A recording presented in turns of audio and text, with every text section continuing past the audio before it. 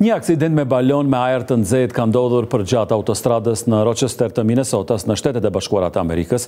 Ajo u përplas me telat e linjave të energjisë ku menjëherë u përhapën shkëndijat ndërsa shporta ra prej gati 30 metra lartësi.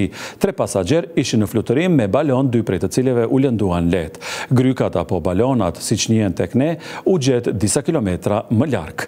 Ekskursionet me balona me ajër të nxehtë janë rritur në popularitet kohët e fundit. Njëra prej pamjeve më të njohura është ajo e ngjitjes me balona në Kapadokja të Turqisë. Balonat me ajër të nxehtë përbëhen nga 3 pjesë: gryka, shporta dhe sistemi djegjes.